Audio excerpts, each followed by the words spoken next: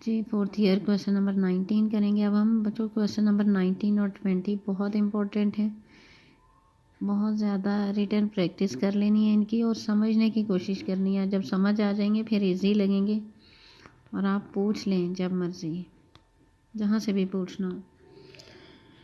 If A is a matrix over the field of real numbers and A into A transpose equal to 0, show that A equal to 0। क्या है कि A के जो elements हैं वो real numbers हैं, यानी उसमें आयोटा नहीं आ रहा। और दूसरी क्या चीज़ गिवन है कि A को A ट्रांसपोज से मल्टीप्लाई करते हैं, आंसर नल मैट्रिक्स आता है। तो हमने प्रूव करना है कि A भी जो है वो नल मैट्रिक्स है।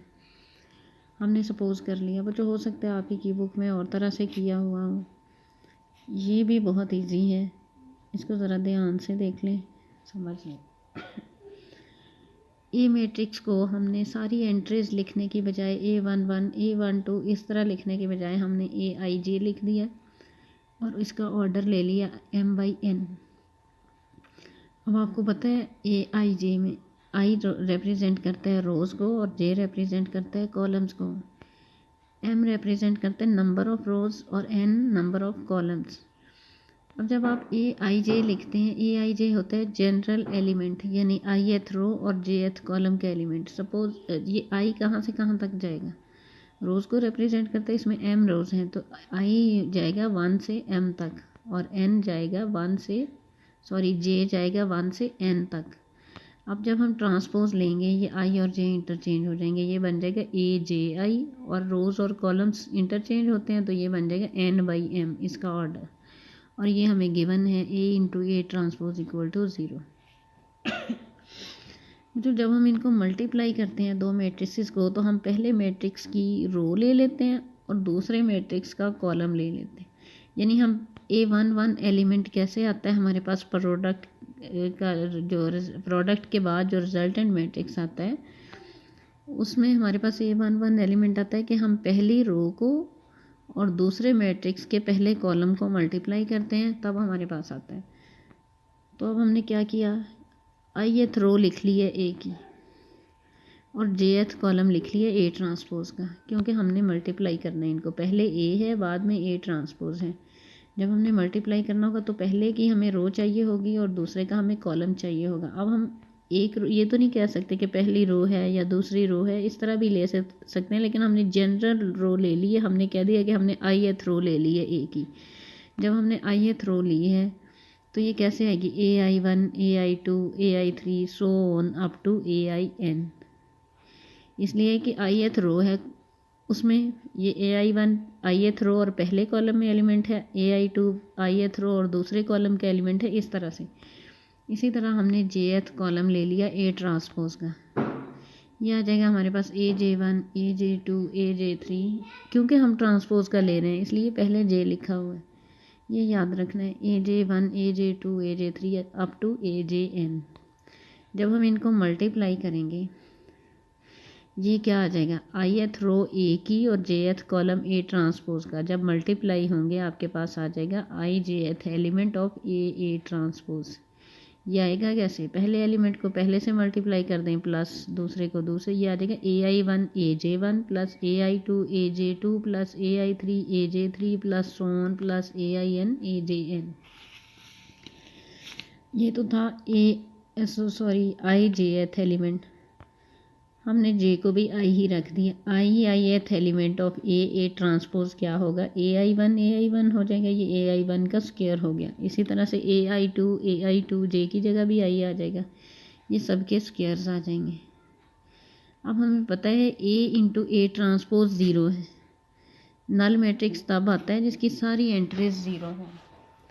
तो ith element A into A transpose का ये भी 0 होगा, क्योंकि इसकी तो हर एंट्री 0 है, इसलिए हमने लेफ़्ट साइड पे 0 लगा दिया। राइट साइड पे क्या आएगा, AI1 square plus AI2 square plus AI3 square so on up to AIN square, ये 0 आ जाएगा। अब यहाँ से देखें ये सारे स्क्वायर्स ऐड हो रहे हैं। जब स्क्वायर्स ऐड होते हैं तो कोई नंबर आना चाहिए, ये 0 आ रहा है। जब स्क्वायर्स की सम 0 आ जाए तो हम कहते हैं कि हर नंबर 0 है, यानी ये AI1 स्क्वायर AI2 स्क्वायर ये स्क्वायर पॉजिटिव नंबर्स हैं ना, पॉजिटिव नंबर्स जब ऐड हो जाएं तो वो कभी ज़ीरो तो नहीं ना आंसर आना चाहिए, क्योंकि अगर कोई नंबर नेगेटिव है कोई पॉजिटिव है वो कैंसिल हो के तो ज़ीरो हो सकते हैं। यहाँ तो सारे पॉजिटिव नंबर हैं। AI1 स्क्वायर ये भी पॉजिटिव हो गया क्योंकि स्क्वायर जो हो गया, AI2 स्क्वायर ये भी पॉजिटिव हो गया, AI3 स्क्वायर ये भी पॉजिटिव हो गया, इस तरह से। तो जब ये इन सब का सम ज़ीरो आ रहा है तो ये एक ही सूरत में पॉसिबल है कि अगर ये हर नंबर अलग अलग ज़ीरो है तब ज़ीरो आ सकता है। each AI1 equal to 0, AI2 equal to 0, so on AIN equal to 0। आई जो है रोज़ को रिप्रेजेंट करता है, और ये मैंने पहले आपको यहाँ से बता दिया था कि यहाँ से जब हमने लिया था AIJ M/N कि आई कहाँ से कहाँ तक जाता है, 1 से M तक। तो ये लिख दिया I equal to 1 to M, hence each element of A is 0। ये AI1 AI2 ये सारे किसके एलिमेंट हैं, ए के हैं, तो हमने यही प्रूव करना था A equal to AIJ equal to 0।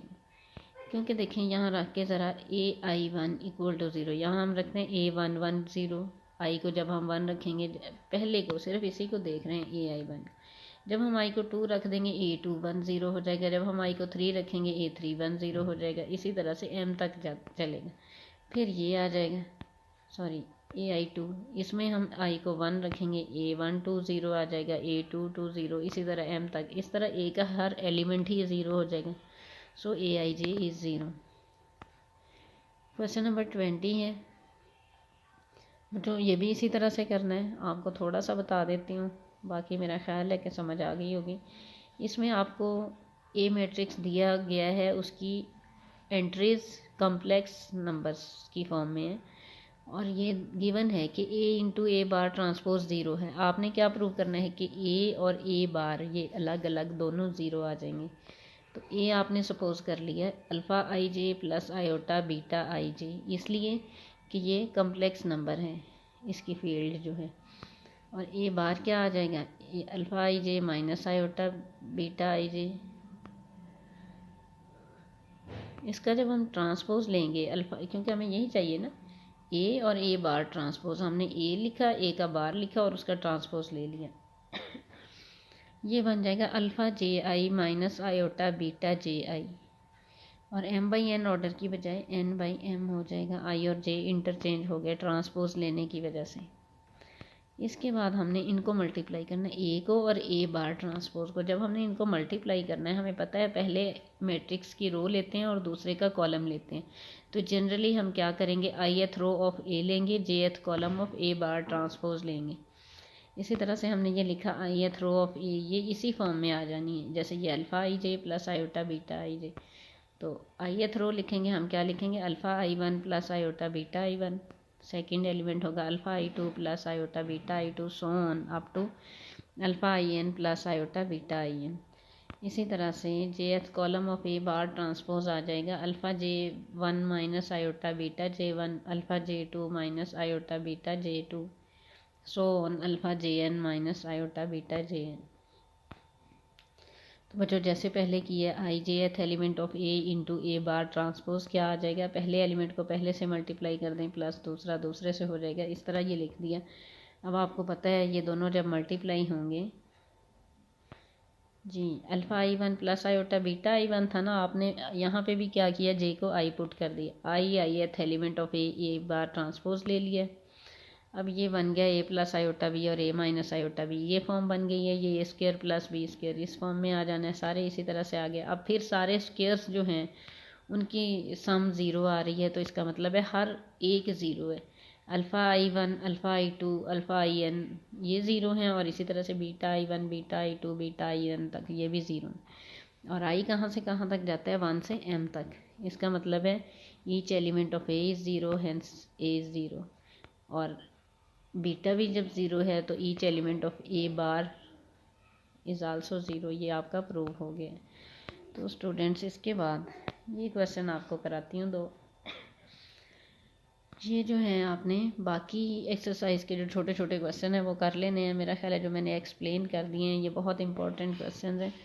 ये आए तो नहीं है कभी, लेकिन मुश्किल भी नहीं है, इजी है, बता देती हूँ।